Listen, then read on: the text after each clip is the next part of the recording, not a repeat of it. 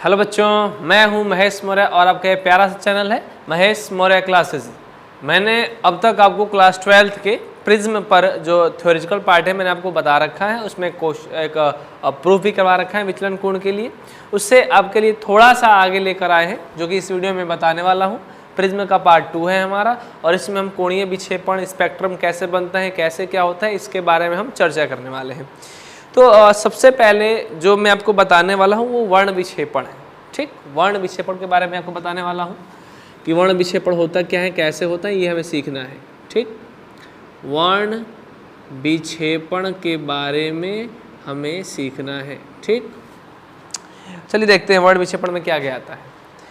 वर्ण विक्षेपण किसे कहते हैं? सबसे पहली बात कि जब भी आपने कोई प्रिज्म देखा होगा या प्रिज्म से, तो जब हम प्रिज्म पर सफ़ेद लाइट मारते हैं, सफ़ेद प्रकाश मारते हैं, डालते हैं, तो वो 7 रंग में विभाजित हो जाती है, टूट जाती है अलग अलग रंगों में।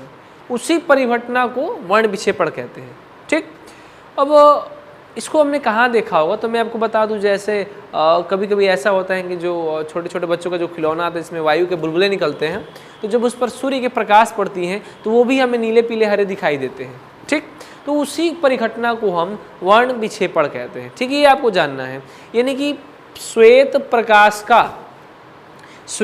प्रकाश का अपने अवयवी रंगों में यानी 7 रंगों में टूट जाने की परिघटना वर्ण विक्षेपण कहलाती है। सफ़ेद प्रकाश का अपने अवयवी रंग यानी कि 7 रंगों में टूट जाने की परिघटना ही वर्ण विक्षेपण कहलाती है। अब ये कैसे टूटती है मैं आपको बताने वाला हूँ। ठीक, सबसे पहला कहानी ध्यान देना है आपको यहाँ थोड़ा सा। मान लेते हैं कि ये एक हमारा प्रिज्म है। ठीक, इस प्रिज्म मान लिया मैंने कि ये हमारा एक जो टर्म है ये प्रिज्म का है। ठीक, अब मान लेते हैं कि एक सफ़ेद रंग की प्रकाश आती है और यहाँ इस तरीके से इस पर टकराती है। ठीक, इस बिंदु पर ये सफ़ेद रंग की प्रकाश है, श्वेत प्रकाश जो कि अगर आपने प्रकाश वैद्युत जो पढ़ा होगा, EM वेव, जो कि हमारे फिजिक्स का 5वां चैप्टर है, EM वेव, इलेक्ट्रोमैग्नेटिक वेव कहते हैं, वैद्युत चुंबकीय तरंग। ठीक, तो उसमें जब हम विजिबल लाइट के बारे में पढ़ते हैं, विजिबल लाइट जो एक आता है बीच में, 7 में से एक ये होता है। तो विजिबल लाइट में हम ये देखते हैं कि जो हमारे लिए इसमें लाल रंग होता है, लाल, उसके लिए तरंगदैर्घ्य का मान ज़्यादा होता है। ठीक, जो लाल रंग होता है उसके लिए तरंगदैर्घ्य का मान कितना होता है? ज़्यादा होता है। हमने उसमें पढ़ रखा है। तो सबसे बड़ी क्वेश्चन ये रहती है कि सिंपल में दिया रहता है क्या कि चूंकि लाल रंग के लिए अपवर्तनांक कम होगा, लाल रंग के लिए अपवर्तनांक कम होता है। ठीक, लाल रंग के लिए अपवर्तनांक कैसा होता है? कम होता है। लेकिन ये क्यों होता है वो हमें यहाँ समझ में आता है। जब हमने EM वेव, वैद्युत चुंबकीय तरंग, जो कि हमारे फिजिक्स का 5वां चैप्टर है, उसमें अगर आपने पढ़ा होगा तो लाल रंग का तरंगदैर्घ्य ज़्यादा होता है। और हमने पीछे ये पढ़ रखा है कि C बराबर न्यू लैम्डा होता है और न्यू हमारा स्रोत पर निर्भर करता है कि वो किससे आ रहा है। आपने टॉर्च जलाया है या सूर्य का प्रकाश है, इस पर निर्भर करता है। यानी कि अगर सूर्य का प्रकाश होगा तो उसकी आवृत्ति हर जगह समान होगी। अगर आपने टॉर्च जलाया होगा तो उसकी आवृत्ति हर जगह समान होगी। यदि आपने लेजर जलाया होगा तो उसकी आवृत्ति हर जगह समान होगी। तो जो आवृत्ति होती है स्रोत पर निर्भर करती हैं। यानी कि C बराबर न्यू लैम्डा में लिखूँ क्योंकि C प्रकाश की चाल है। अगर मैं रंग की बात करूँ तो C को मैं V लिख सकता हूँ, यानी कि V बराबर न्यू लैम्डा, न्यू आवृत्ति, लैम्डा तरंगदैर्घ्य। तो मैं कह सकता हूँ कि ये स्रोत पर निर्भर करता है, तो मैं V प्रोपोर्शनल लैम्डा लिख सकता हूँ। V प्रोपोर्शनल क्या? लैम्डा, मैंने ये लिख दिया। अब हम ये जानते हैं कि जो V होता है वो इन्वर्सली प्रोपोर्शनल 1/n होता है। ये भी आपको याद होना चाहिए, आपने ये पढ़ा होगा, V बराबर में C/n। ठीक, चूँकि ये कांस्टेंट है तो मैंने इसको प्रोपोर्शनल में चेंज करके इसे 1 लिख दिया। तो आपको कुछ बातें यहाँ पर सही से समझनी होती हैं। EM वेव में लाल रंग का तरंगदैर्घ्य ज़्यादा होता है, ये हमने पढ़ा है। अब हम ये भी जानते हैं कि C बराबर न्यू लैम्डा होता है सूर्य के प्रकाश के लिए। तो V बराबर न्यू लैम्डा, क्योंकि V भी वेग है, न्यू आवृत्ति है, लैम्डा तरंगदैर्घ्य, किसी भी प्रकाश का हम ले सकते हैं। तो भी चूंकि ये न्यू स्रोत पे जिसको हमने जलाया होगा उस पर निर्भर करता है, तो न्यू तो यानी कांस्टेंट होगा। टॉर्च जलाएंगे उसका आवृत्ति हर जगह समान, लेजर जलाएंगे उसका आवृत्ति हर जगह समान, तो ये कांस्टेंट हो जाता है। तो इस कांस्टेंट को हटाकर मैंने प्रोपोर्शनल लिख दिया कि V प्रोपोर्शनल लैम्डा। इसका सीधा सीधा मतलब है कि लैम्डा ज़्यादा होगा तो V ज़्यादा होगा, लैम्डा कम होगा तो V कम होगा। अब एक फॉर्मूला मैंने आपको यही बताया है कि v बराबर में c लैम्डा, v बराबर में c बटा n, जो कि हमारा ही शुरुआती फॉर्मूला होता है रे ऑप्टिक्स का। इस जो चैप्टर होते हैं इसका शुरुआती है, आपको प्रवर्तन से पहले अपवर्तन में पढ़ा दिया जाता है। तो v बराबर में c बटा कितना होता है, n होता है। यानी कि इसका मतलब क्या होता है कि अपवर्तनांक बढ़ेगा तो v घटेगा, और यदि अपवर्तनांक घटेगा तो v बढ़ेगा। इसका मतलब ये होता है। तो v मैंने कांस्टेंट को हटाकर प्रोपोर्शनल का साइन देकर v इनवर्सली प्रोपोर्शनल n लिख दिया उल्टा। अब इसका मतलब क्या हुआ समझना है यहाँ से। ये बताइए लाल रंग का तरंगदैर्घ्य कितना होता है, अधिक होता है, बैंगनी रंग से अधिक होता है। तो ठीक कोई दिक्कत नहीं है, कोई बैंगनी लिख लेते हैं। तो लाल रंग का तरंगदैर्घ्य अधिक और बैंगनी रंग का तरंगदैर्घ्य कम। तो लाल रंग का तरंगदैर्घ्य अधिक है तो इसका वेग भी अधिक होगा। अगर वेग अधिक होगा तो अपवर्तनांक कम होगा। इसका मतलब कि लाल रंग के लिए वेग अधिक होता है और अपवर्तनांक कम हो जाता है। यानी कि जब लाल रंग के लिए अपवर्तनांक कम होगा तो लाल रंग कम मुड़ता है, ठीक, क्योंकि इसका वेग ज़्यादा रहता है, कम मुड़ता है। अगर बैगनी का देखें तो लैम्डा का मान कम होता है, और लैम्डा कम होगा तो भी कम होगा, और भी कम होगा तो n ज़्यादा होगा। यानी कि बैंगनी रंग के लिए v का मान कम होता है और n का ज़्यादा होता है। तो जिसका अपवर्तनांक जितना ज़्यादा होता है वह उतना ही मुड़ता है। इसका सीधा सीधा मतलब क्या है कि मान लेते हैं कि ये रेड कलर हमारा इधर गया और बैंगनी रंग कुछ हमारा इधर गया। क्योंकि बैंगनी रंग का अपवर्तनांक ज़्यादा है तो ये ज़्यादा मुड़ेगा, और लाल रंग का अपवर्तनांक कम है तो ये कम मुड़ेगा। मैंने आपको इनमें आपको एक्सप्लेन कर दिया ये सब, ठीक। अब चलते हैं थोड़ा सा इसके आगे, ध्यान देना है। अब चूंकि श्वेत प्रकाश 7 रंगों में टूटती हैं, क्योंकि ईएम वेव में 7 रंग हमने पढ़ा है, तो ये 7 रंग में टूट जाती है। 7 में तोड़ते हैं, 1 तो ये 2, ये 3, 4, 5, 6 और ये 7, 3 4 7। ये थोड़ा सा बाहर निकल के और डाउन, ये थोड़ा सा इधर, ये थोड़ा सा इधर, ये थोड़ा सा इधर, ये थोड़ा सा इधर, ये थोड़ा इधर और ये थोड़ा इधर, ये हमारा मिला, ठीक। इस प्रकार से हमें स्पेक्ट्रम मिलता है। तो श्वेत प्रकाश का अपने अवयवी रंग, इसको लिखते हैं विवगयोर, ठीक, विवगयोर, विवगयोर। तो श्वेत प्रकाश का अपने अवयवी रंगों में टूटने की परिघटना ही वर्ण विक्षेपण कहलाती है, और ये जो हिस्सा हमें मिलता है इसको हम स्पेक्ट्रम कहते हैं, ठीक। क्या कहते हैं, स्पेक्ट्रम। तो इस टर्म को हमें स्पेक्ट्रम कहना होता है। अब थोड़ा सा इसमें और एक बात समझना है कि जो लाल रंग है इसका तरंगदैर्घ्य ज़्यादा होता है तो आवृत्ति कम होगी, सिंपल बात है। आवृत्ति का मतलब नहीं है, वेग इसका अधिक हो जाएगा, ठीक। चलिए अब देखते हैं, इसका अपवर्तनांक ज़्यादा तो तरंगदैर्घ्य कम, इसका तरंगदैर्घ्य ज़्यादा तो अपवर्तनांक कम, ये बस आपको याद रखना है। अब ये हमारा वर्ण विक्षेपण, और इसी को क्या कहते हैं हम, स्पेक्ट्रम कहते हैं। आपको पॉइंट नोट डालना होगा यहाँ पे कि लाल रंग के लिए तरंगदैर्घ्य ज़्यादा होता है और लाल रंग के लिए लैम्डा का मान ये लाल रंग के लिए तरंगदैर्घ्य का मान ज़्यादा होता है, इसलिए n का मान कम होता है, ठीक है, आपको नोट करना होगा। दूसरा, बैंगनी रंग के लिए लैम्डा का मान कम होता है, इसलिए n का मान ज़्यादा होता है। ये आपको 2-3 टर्म याद रखनी है। ये हमारा विवग्योर का एक स्पेक्ट्रम था जो कि कुछ इस तरीके से बनता है। चलिए इसके आगे चलते हैं। वर्ण विक्षेपण के बाद हमारा आता है कोणीय विक्षेपण, ठीक। ये परिक्षेपण भी कभी कभी कहते हैं। तो कोणीय विक्षेपण मैं बताता हूँ, क्योंकि वर्ण विक्षेपण था, अब आता है कोणीय परिक्षेपण। कोणीय परिक्षेपण, ठीक।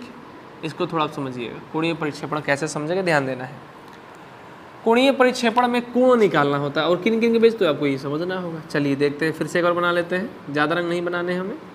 ये हो गया हमारा श्वेत प्रकाश, ये नीला दिख रहा है तो नीला नहीं समझना है, श्वेत है, श्वेत प्रकाश। इधर से गया हमारा और एक इधर निकला, तो ये जो है ये वॉयलेट कलर है और ये जो है ये रेड कलर है, ठीक। तो जब हम इसको पीछे की ओर खींचते हैं तो कुछ यहाँ आकर मिलेगा, ठीक, ऐसे। इसको हम मान लेते हैं कि ये जब इसको पीछे लाएंगे तो ये कुछ हमारा यहाँ मिलेगा, और इसको पीछे लाएंगे तो ये भी हमारा यहाँ मिलेगा, ठीक। ये मैंने अपने से माना है, समझ कर रखना है केवल। अब आप देख कर बता सकते हैं कि जो ये वाला कोण होता है इसी को हम विचलन कोण कहते हैं, जो कि मैंने आपको पिछले में लेक्चर में करा रखा है। तो ये विचलन कहलाता है, तो ये भी तो एक विचलन ही कहलाएगा, ये भी विचलन है। लेकिन ये जो कोण विचलन हुआ है, ये वाला टर्म, ये किसके लिए, वॉयलेट यानी कि बैगनी के लिए, और ये किसके लिए है, तो लाल रंग के लिए। ठीक, अब आप सोच कर बताइए यहाँ से कि बैंगनी रंग का विचलन अधिक है या लाल रंग का विचलन अधिक है? बैंगनी रंग का, यानी कि बैंगनी रंग का विचलन लाल रंग के अपेक्षा ज़्यादा है। ठीक, तो अब कोई पूछेगा कि लाल रंग का विचलन ज़्यादा होता है कि बैंगनी रंग का, तो आप सीधे सीधे कह सकते हैं कि बैंगनी का विचलन ज़्यादा होता है और लाल रंग का विचलन कैसा होता है, कम होता है। तो कोणीय परिक्षेपण क्या कहता है कि बैंगनी रंग का विचलन कोण, बैंगनी रंग का विचलन कोण तथा लाल रंग का विचलन कोण का अंतर कोणीय परिक्षेपण कहलाता है। कहीं के विक्षेपण भी लिखा हो कोई दिक्कत नहीं, कोणीय परिक्षेपण कहलाता है। ठीक, और इसे हम थीटा से दर्शाते हैं, यानी कि थीटा का मान क्या होगा, तो डेल्टा भी माइनस डेल्टा आर। ठीक, यानी कि कोणीय परिक्षेपण का सूत्र आता है डेल्टा भी माइनस डेल्टा आर। और जो हमने फॉर्मूला कर रखा है कि यदि प्रिज्म पतला हो, प्रिज्म कैसा हो, पतला हो, तो जो डेल्टा का फॉर्मूला आता है वो n-1 इंटू क्या होता है, a होता है। तो हम यहाँ से ये कह सकते हैं कि डेल्टा लाल रंग के लिए तो ny माइनस y नहीं, nr-1 इंटू क्या, a, क्योंकि लाल रंग का विचलन लेंगे तो लाल रंग के लिए तरंगदैर्घ्य रहेंगे। एंगल ऑफ प्रिज्म, ये प्रिज्म का कोण है a, कांस्टेंट रहता है, पतला प्रिज्म है तो ये डायरेक्ट लिखा है। इसी तरीके से डेल भी का निकालें तो n भी माइनस 1 इंटू a, ये होगा। ठीक, लेकिन हमें निकालना क्या है, तो थीटा, तो हम कह सकते हैं कि थीटा बराबर में डेल भी माइनस डेल आर, यहाँ से थीटा बराबर डेल भी एन भी minus 1 into A minus N R minus 1 into A, ये बनेगा। ठीक, तो मैंने दोनों में ही थीटा की वैल्यू के लिए डेल्टा का मान रख दिया। अब क्या करेंगे यहाँ से, तो थीटा बराबर दोनों में क्या कॉमन है, ए कॉमन है, तो ये हो जाएगा एन भी minus 1 minus N R, minus minus plus 1। इसको जब सॉल्व करेंगे तो ए एन भी minus 1 minus N r plus 1, इससे ये कट जाएगा। यानी कि जो हमें थीटा की वैल्यू मिली वो मिला ए एन भी माइनस एन आर। ये हमारा कोणीय परिक्षेपण का फॉर्मूला होता है। ठीक, ये कोणीय परिक्षेपण का फॉर्मूला होता है। इससे एक संबंधित और आता है जिसको हम कहते हैं कोणीय परिक्षेपण क्षमता।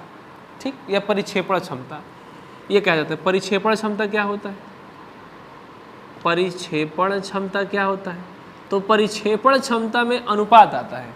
परिक्षेपण क्षमता किसे कहते हैं, तो मैं पहले बताता हूँ कि कोणीय परिक्षेपण, कोणीय परिक्षेपण और पीले रंग के विचलन कोण के अनुपात को हम परिक्षेपण क्षमता कहते हैं। कहेंगे कैसे डिफाइन करना है, तो डिफाइन करवाते हैं आपको, इसी में थोड़ा सा आगे बढ़ जाना है बस। परिक्षेपण क्षमता को हम दिखाते हैं ओमेगा से। किसे दिखाते हैं, ओमेगा से। और ओमेगा बराबर क्या होता है, तो थीटा बटा डेल वाई। ठीक, थीटा बटा डेल वाई ये हमारा होता है, समझना है थोड़ा सा, थीटा बटा डेल वाई। अच्छा, तो मैंने कहा यहाँ से ध्यान देना है कि परिक्षेपण क्षमता किसे कहते हैं, तो कोणीय परिक्षेपण और मध्यवर्ती रंग के विचलन कोण डेल वाई, मध्यवर्ती रंग येलो पीला, पीले रंग को माध्य विचलन, माध्य कोण कहा जाता है, माध्य रंग कहा जाता है, क्योंकि तरंगदैर्घ्य इसका मिडल आ आता है, मिडल में तरंगदैर्घ्य आता है तो उसको मिडल कहते हैं। तो कोणीय परिक्षेपण और माध्य रंग के विचलन कोण के अनुपात को परिक्षेपण क्षमता कहते हैं। तो थीटा की वैल्यू आई है ए एन भी माइनस एन आर, ये आई है। अब डेल्टा वाई क्या लिखेंगे, तो डेल्टा वाई का मान बना लेना है। चूँकि हम जानते हैं कि डेल्टा बराबर में n-1 तो डेल्टा वाई बराबर में ny-1 इंटू ए से ए ख़त्म, यानी कि हमें जो ओमेगा का मान मिला वो NV-NR बटा ny-1 मिला। तो ये हमारा विक्षेपण क्षमता या परिक्षेपण क्षमता का फॉर्मूला निकल के आता है। ठीक, तो ये सब प्रिज्म में इतने ही आते हैं, इससे ज़्यादा प्रिज्म में कुछ नहीं है। इसके बाद आता है प्रकीर्णन शुरू हो जाता है। ठीक, तो प्रकीर्णन कैसा होता है वो अलग टॉपिक है। तो जो प्रिज्म है उसमें इतने सारे टॉपिक आते हैं, इस पर सभी को आपको क्वेश्चन सही से आना चाहिए, न्यूमेरिकल आना चाहिए। मैं आपको न्यूमेरिकल की प्रैक्टिस भी कराऊंगा। अगर इसे आपने सही से नहीं समझा तो एक बार और देख के समझें। ठीक, अगर आपको ये वीडियो अच्छा लगा हो तो लाइक कीजिए, सब्सक्राइब कीजिए, शेयर कीजिए।